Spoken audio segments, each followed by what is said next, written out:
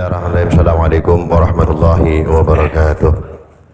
Alhamdulillah wassalatu wassalamu ala Rasulillah Muhammad ibn Abdullah. Asyhadu an la ilaha illallah wahdahu la syarika lah wa asyhadu anna sayyidina wa nabiyyana Muhammadan sallallahu alaihi wasallam abduhu wa rasuluhu la nabiyya ba'dah. Yang kita hormati dan muliakan bersama guru kita Kakanda Ustaz Abdul Rahman, juga Ustaz Iwan, para sepuhan yang mohon maaf tidak bisa sebutkan namanya satu persatu, namun tidak mengurangi rasa hormat dan ta'zim saya. Alhamdulillah, pengajian bulanan rutin kita lanjutkan, dimajukan ba'dal maghrib karena ada acara ba'dal isya. Baik, yang bawa kitab buka kitabnya, kalau bisa majuan, jangan pada mojok ngikutin tembok. Kesian itu temboknya, sini maju, jangan dibiasain begitu. Kalau sama guru-guru dulu itu paling depan paling bagus gitu. Bismillahirrahmanirrahim. Hadratin Nabil Mustafa Sayyidina wa Maulana Muhammadin sallallahu alaihi wasallam wa ala alihi wa azwajihi wa dzurriyyatihi wa ila baiti ajma'in.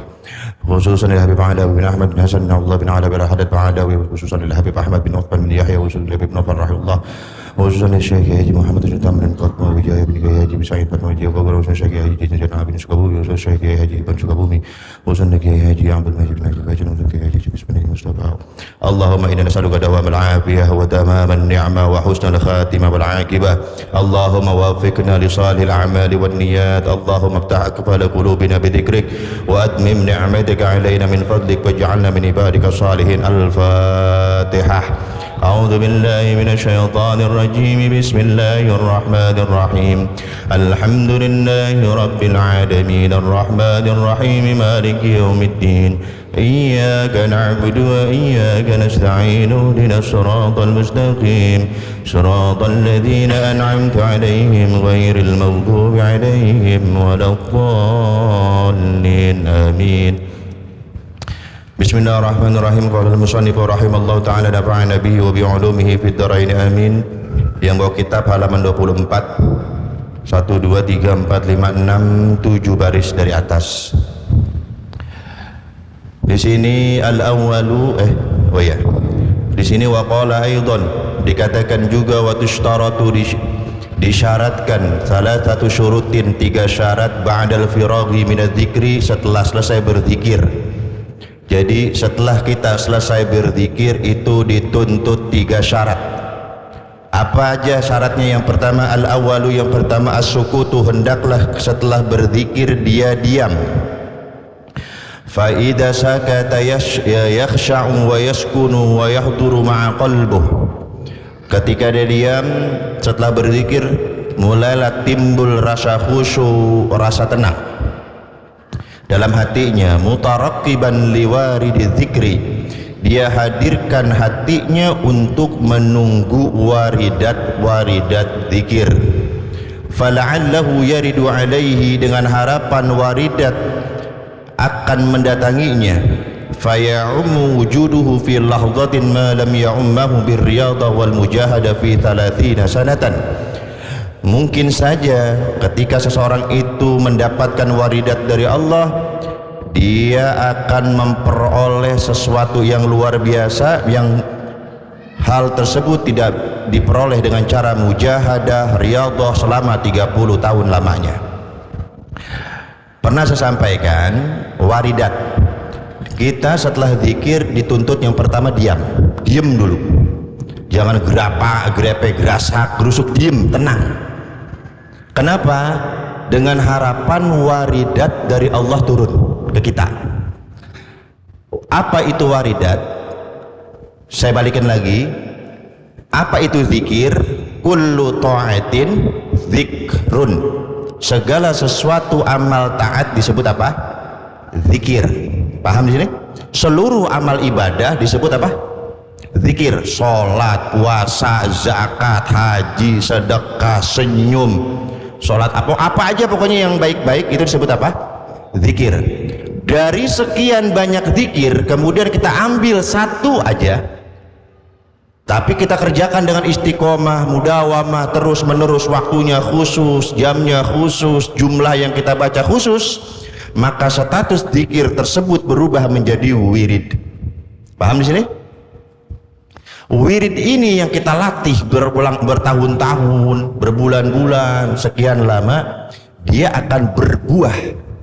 Buahnya itu disebut warid. Paham? Jadi warid itu apa? Buahnya wirid. Wirid itu pohonnya, warid itu apanya?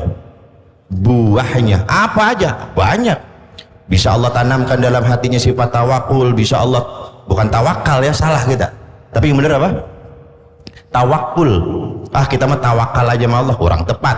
Dalam bahasa yang betul adalah tawakul. Sifat tawakul, sifat sabar, rasa tenang dalam hati, banyak. Itu disebut dengan apa tadi? Waridat.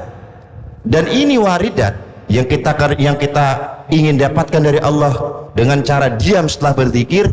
Bisa jadi kita memperoleh ini, padahal orang-orang itu ingin mendapatkan waridat yang kita dapat, itu harus bermujahadah, berupaya, puasa, zikir terus menerus selama 30 tahun lamanya.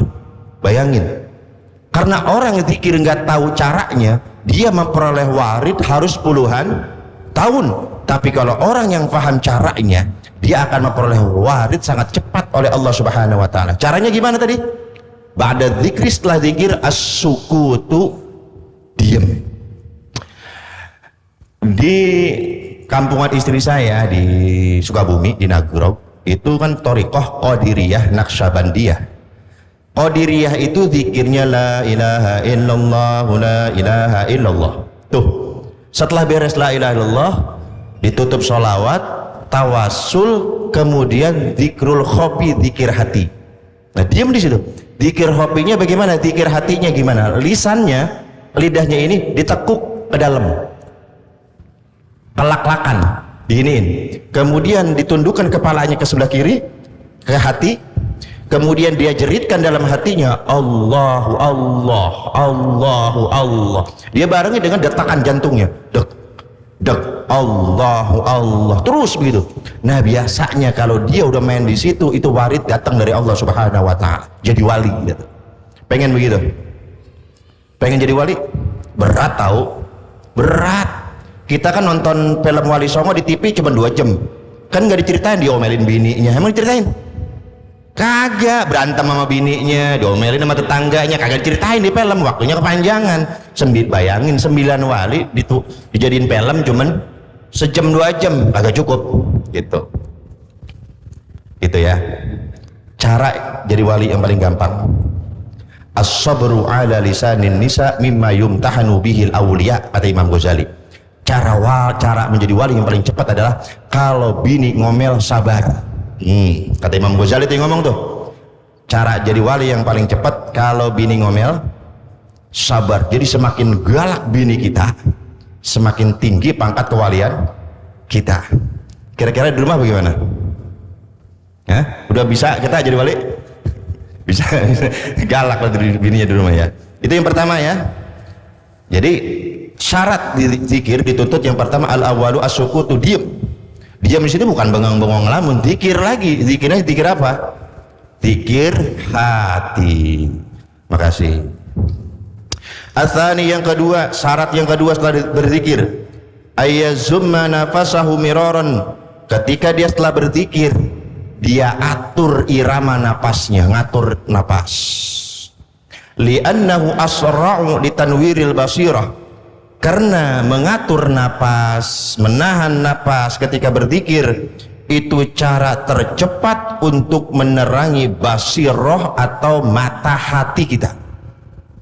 Ya. Jadi kalau setelah zikir kita atur napas, ambil buang, latih begitu. Itu cara tercepat untuk menerangi basirah kita. Basirah itu adalah mata hati. Mata hati itulah yang dapat kita pakai untuk melihat Allah Subhanahu wa Ta'ala. Melihat Allah bukan begini, tapi dengan mata hati kita. Bukan hanya itu, mengatur irama napas itu wa kashfil hijab, bisa membuka penghalang, bisa membuka hijab, bisa membuka tirai antara kita dengan Allah. Kemudian wa qat'i khawatir syaitani wan nafsi, mengatur napas saat berzikir. Setelah berzikir bisa memotong bisikan setan dan hawa nafsu. Orang kalau syahwatnya lagi tinggi, bisa marah, bisa syahwat sama seks gitu ya, itu biasa napasnya gimana? Ngos-ngosan kan?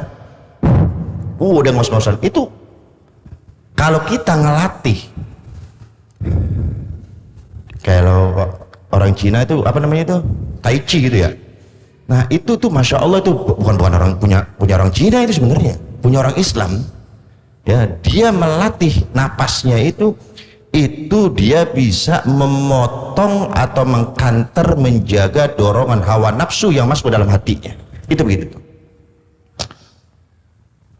Maka kalau kita lagi napas, lagi emosi, lagi marah, lagi pokoknya ngos-ngosan kayak gitu, maka buru-buru barengi dengan zikir. Kita marah sama orang ngos-ngosan tuh Allah, Allah. Nah itu mudah-mudahan dengan sababiah zikir yang kita baca itu, emosi kita turun. Itu kayak begitu. Li'annahu idza zamma nafasahu. Di sini ulama menjelaskan kenapa mengatur napas, mengolah napas, menahan napas itu kok bisa selamat dari godaan setan. Kenapa? Wa'atala hawasahu, selain menahan napas matanya dia pejamkan, kupingnya dia tutup, mulutnya dia jaga, pokoknya fokus, benar-benar fokus kayak gitu. Asbahal mayyita, maka orang tersebut dianggap menyerupai mayit. Orang yang nahan napas, matanya ditutup, telinganya ditutup, lisannya ditutup, nggak banyak gerak, diem, fokus. Asbahal mayyita, maka orang itu seperti mayit. Wal mayyitu la yaksidu syaitanu, sedangkan mayit itu nggak ada yang digoda sama setan. Ada mayit godain setan? Ada setan godain mayit? Orang udah mati digodain sama setan ada? Yang digodain sama setan siapa? Orang yang hidup. Kalau kemarin-kemarin kita digocek mulu sama setan, kalau kemarin-kemarin kita dikerjain mulu sama setan, kita rubah, kita balik. Sekarang setan yang kita apain? Kita kerjain. Gua kerjain lo, padahal gua masih hidup. Karena gua ngatur napas, semua panca indera kita tutup. Kata setan gitu mau digodain, mati ini orang. Mati ini orang, kagak jadi godain dia. Asbab apa tadi? Nahan napas. Itu syarat yang kedua.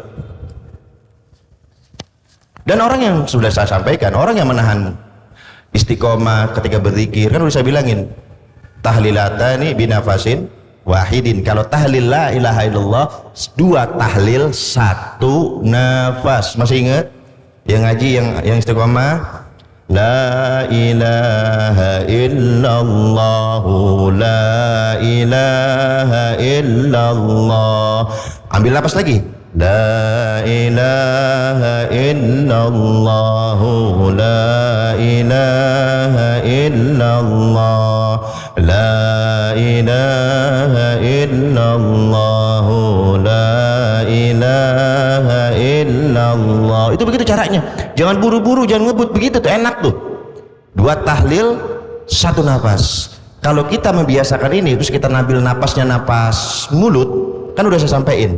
Kalau orang sedang keadaan naza, ketika ada orang sedang sakaratul maut, biasanya ngambil napasnya dari hidung, dari mulut. Ada orang begitu mau mati, emangnya mau berenang? Kan enggak ya. Biasanya ngambil napas dari mana? Kan kita udah latih nih, kan kita udah biasain. La ilaha illallah, la ilaha illallah, la ilaha illallah. Itu tuh ke situ tuh lari. Coba praktekin nggak Pak? Jangan iya manggat manggut. Diamalin enggak? Coba diamalin coba. Ini ilmu mahal ini, ilmu mahal. Itu yang kedua. Yang ketiga, syarat yang dituntut ketika setelah saya berzikir, al-imtina'u an syurbil ma'i akibat dzikri. Jangan minum habis zikir. Ini fatal nih kita nih. Coba nih kan nih, tuh, banyak ya air. Biasanya kita malam Jumat nih, kan ada Ustadz nih, baca Yasin, tahlil gitu ya. Biasanya di depan ada apa? Ada air begitu. Dawahum bisa salam alhamdulillahi rabbil alamin. Dia ambil, dia minum. Itu fatal, salah. Kalau orang nggak ngaji ilmu perzikiran ya begitu. Jadi al-imtina'u mencegah, ansur bil ma'i minum air, akibat zikri setelah berzikir. Li'anna dzikra, sebab zikir, yuritu hurqatan wa syauqan wa tahyijan, Karena efek dari zikir itu menimbulkan rasa panas dalam dada. Nah, itulah tanda-tanda dia mulai cinta kepada Allah, mulai intim, mulai dekat kepada Allah. Wa huwal matlubu minadz dzikir, inilah yang dicari-cari oleh orang yang ahli zikir. Ini rasa yang dicarinya. Ada, jujur ya, angkat tangan nih, yang ahli zikir, yang suka zikir banyak, dadanya ngerasa panas. Ada? Ada ya? Insya Allah ada tuh.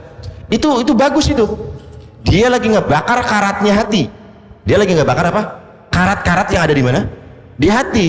Jangan diademin lagi. Wasyurbil ma'i aqibahu yutbi'u dzalik, sebab kalau dadanya panas karena sebab berzikir, kemudian dia minum, jadi adem lagi dadanya. Kayak begitu. Wa qad nuhiya anhu min babi tibbi aidan, selain dilarang dalam hal dalam bab zikir, ini juga dalam segi ilmu kesehatan dilarang sama dokter. Ini air panas diisi sama batu es, kira-kira gelasnya gimana? Retak, pecah. Hati kita juga begitu. Kita zikir banyak, enak, asyik, rindu sama Allah, ngerasa dekat sama Allah, dadanya mulai panas, kemudian dia minum, itu jantung kita, hati kita bisa pecah. Nah, biasanya bukan berarti dadanya yang pecah begitu, enggak. Biasanya efeknya itu stres. Efeknya stres. Makanya ada orang kebanyakan zikir tapi tingkah lakunya kayak orang apa? Kayak orang gila. Itu namanya nggak ketaikan apa katanya? Nggak ketaikan zikir. Itu padahal tata caranya yang salah. Li'annahu yuritsu fil a'dha'i dararan, karena minum air setelah berzikir itu bisa menimbulkan bahaya pada anggota tubuh, terutama bagian dalam. Warubbama yurisul istisqa. Nah, biasanya yang sering menimpa orang yang tukang zikir terus langsung minum, itu bawaannya aus mulu. Jadi bawaannya aus mulu tuh. Dia habis zikir dia minum lagi, habis minum, bawaannya aus mulu. Falyahris ala hadhil adabi tadhhar alaihi barakatadz dzikri. Perhatikan 3 syarat setelah zikir ini baik-baik, maka Anda akan memperoleh keberkahan zikir. Apa aja tadi? Yang pertama, diam setelah zikir. Diamnya bukan pelangap longo, bukan bengang-bengong, tapi zikir lagi. Zikirnya zikir apa?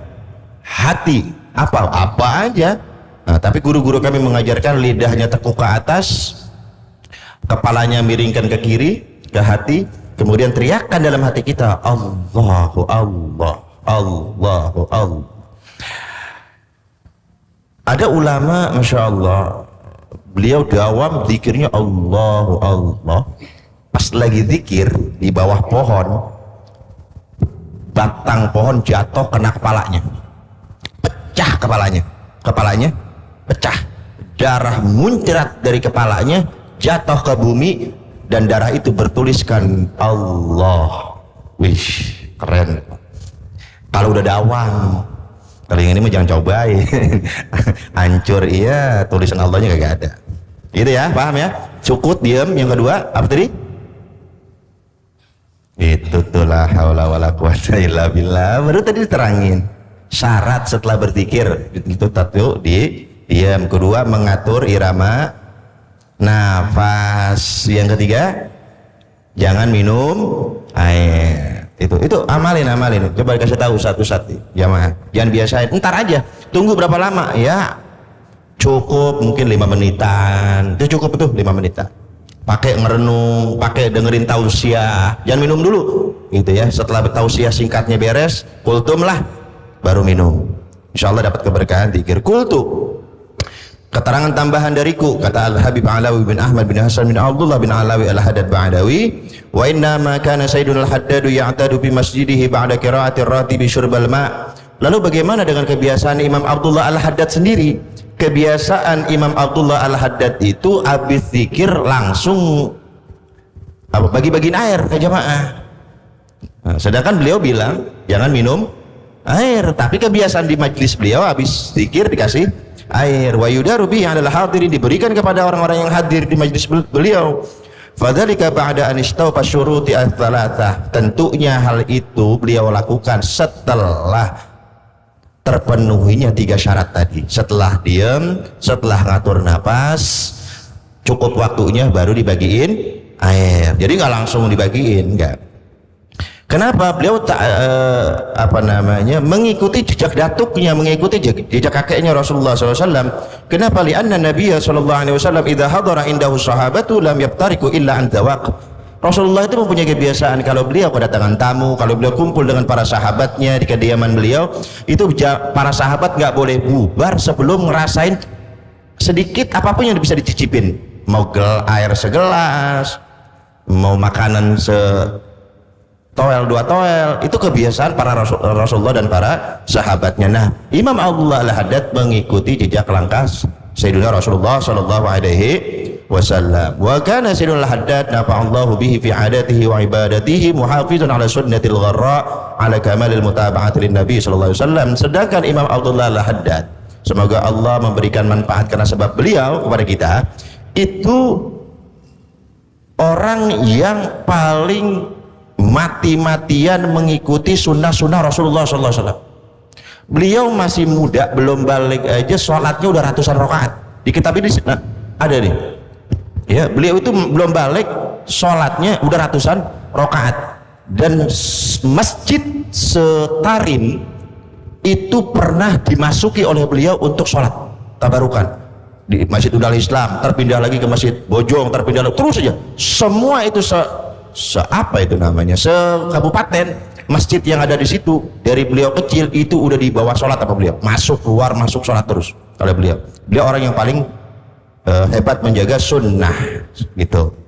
Matlab perkara penting. Qala al-alamatu Syekh Abdurrahman Bakathir Asy-Syihri fi kitabih At-Tibbi. Topik penting Syekh Abdurrahman Bakathir Asy-Syihri dalam kitab At-Tib. Qala al-ulama, beliau menukil pendapat ulama. Para ulama mengatakan at-tafakkuru fi masnu'atillahi ta'ala huwa dzikrul qalbi. Mentafakuri segala ciptaan Allah, tafakkur, merenungi segala ciptaan Allah, itu masuk kategori jenis zikir hati. Jadi tafakkur termasuk jenis zikir hati. Kan tadi kita kan habis zikir dituntut diem kan zikir. Bagusnya ngapain? Zikir hati. Salah satunya apa tadi? Mengucapkan Allah. Saya mah enggak, saya mah tafakkur aja. Dia perhatikan semua ciptaan Allah, bagaimana langit ditinggikan gak ada tiangnya, bagaimana bumi dihamparkan, bagaimana bisa malam ganti siang. Itu namanya tafakkur dengan ciptaan-ciptaan Allah. Maka kalau kita tafakkur itu termasuk jenis zikrul qalbi, masuknya adalah jenis zikir hati. Waqad awrada al-Ghazali radhiyallahu ta'ala anhu qisman wafiran fi kitab tafakkur min al-ihya intaha. Mengenai masalah tafakkur itu adalah masuk kategori jenis zikir hati, silahkan cek di dalam kitabnya Imam Ghazali, yaitu kitab yang sangat masyhur, yaitu kitab Al-Ihya Ulumuddin. Selesai. Wa qala Imam Nawawi, dan Imam Nawawi berpendapat radhiyallahu anhu, semoga Allah meridhai beliau, zikrul qalbi ma'al lisani afdalu min zikril qalbi wahdah. Sesungguhnya zikir hati disertai dengan zikir lisan itu merupakan seabdol-abdolnya zikir. Ingat ke dulu, zikir ada 3, zikir lisan, ada zikir hati, ada zikir hati dan zikir lisan. Nah, kalau diadu dari yang 3 ini, mana yang lebih afdal? Zikir lisan dan zikir hati. Zikirnya mengucapkan la ilaha illallah, hatinya memaknai kalimat la ilaha illallah. Udah kita bahas dulu. Wa kama dzakarna adab dzikri wa arkanahu wa syurutahu falnadhkur huna arkanad du'ai wa syurutahu wa awqatahu wa asbabahu wa fadlahu fanaqul. Selesailah sudah pembahasan saya mengenai adab, rukun, syarat zikir.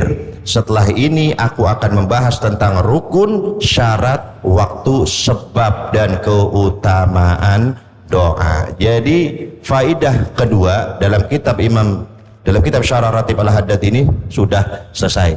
Faidah pertama udah, faidah yang kedua udah. Faidah selanjutnya, faidah yang ketiga berkaitan dengan doa. Kalau kita baca ini faidahnya ada 18 faidah. Itu nggak nyampe-nyampe kajian zikir ratib yang kita baca. Jadi nanti kita singkat, kita langsung masuk sehat panjang umur bulan depan, kita langsung ke pembahasan zikir yang pertama yang ada dalam ratib al-haddad. Apa zikir yang pertama?